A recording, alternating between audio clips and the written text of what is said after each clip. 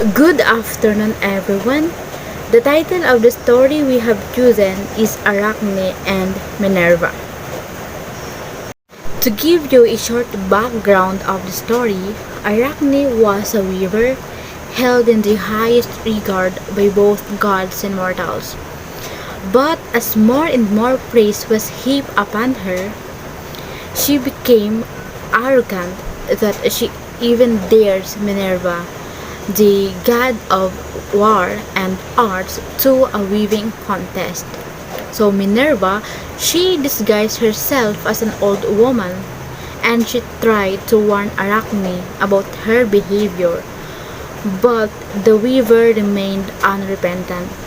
So unable to change her mind, Minerva revealed her true identity and accepted Arachne's challenge.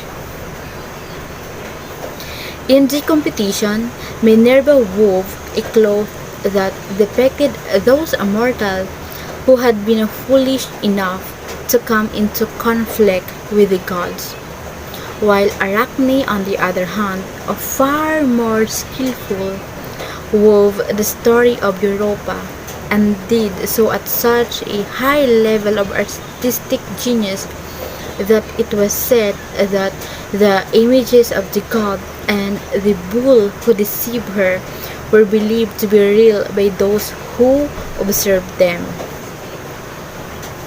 Outspan, an angry Minerva tore Arachne's clothes to shreds and hit her opponent repeatedly with her shuttle. So Arachne, shocked by Minerva's reaction, tried to hang herself in despair, but her opponent took pity on her. She would let Arachne live, but for the rest of eternity she would be suspended. As Ovid wrote in his Metamorphoses, Minerva sprinkled the hanging Arachne with herbs. That is why her body shrank, while her limbs grew thin and long, and she became a spider.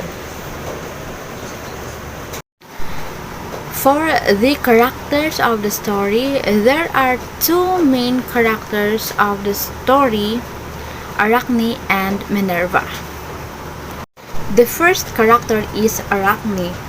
She was a maiden who is very skillful when it comes to weaving.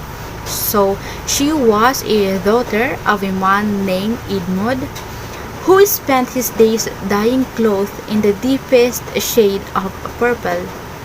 Arachne is ungrateful and very arrogant, and she is also very self-patronizing. The other character of the story is Minerva. She is a Roman goddess version of Athena. She is a goddess of wisdom, arts and craft, and so many more. She is the protector of the weavers. She is the daughter of Metis, one of the original Titans, and the king of God, Zeus.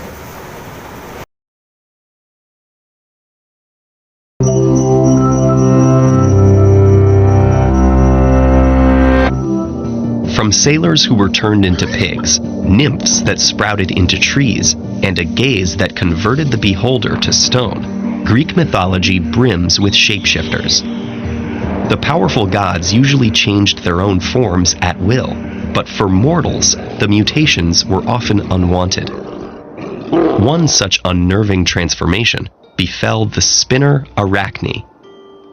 Arachne was the daughter of a tradesman who spent his days dyeing cloth the deepest shades of purple. She had a flair for spinning the finest threads, weaving them into flowing fabric and creating magnificent tapestries. People flocked to watch her hands flying across her loom, as if thread sprung directly from her fingertips. But as praise for her work grew, so did her pride. Arachne could often be heard boasting about her skills, declaring that her talent surpassed anyone else's, mortal or divine. She refused to see weaving as a gift from the gods. Rather, she flaunted it as her own personal genius.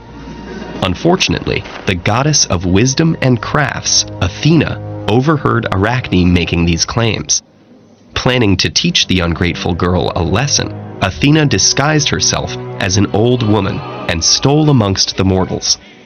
She berated Arachne in public. How dare the weaver claim herself greater than the gods? But Arachne only laughed, barely looking up from her loom. Provoked, the old woman threw off her cloak to reveal her true form.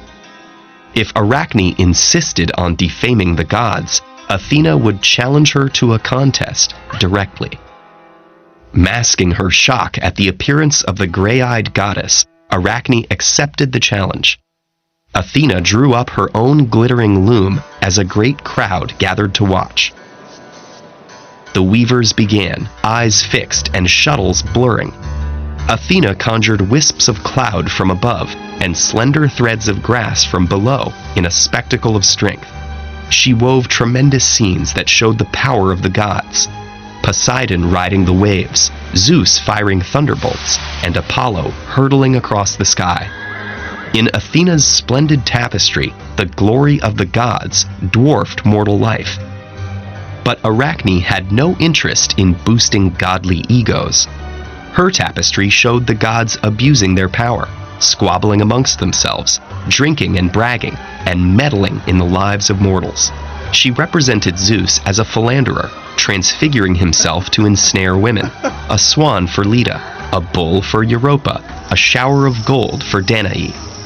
Arachne then turned to the misdemeanors of other gods, from Pluto's abduction of Persephone to Bacchus's wild pursuit of Arachne. Even though she cast the gods in the most unflattering light, Arachne's work shone with her dazzling skill. Her tapestry was almost alive, filled with movement and lustrous colors that winked triumphantly. When Athena saw Arachne's undeniably better and flagrantly subversive work, she flew into a rage and turned on the human weaver. Arachne's glee dimmed as she felt her body shrinking and contorting. Her fingers waved wildly as her arms stuck to her sides, and black hair sprouted all over her body. The goddess left Arachne with a single spool of thread unfurling from her belly, a slim reminder of her human talent. For challenging the assumption that the gods were untouchable, Athena had shrunk her adversary into the first spider. To this day, Arachne and her children spin out her penance, or is it undaunted persistence in the shadows of giants? If you enjoyed the myth of Arachne, check out this playlist for more epic tales.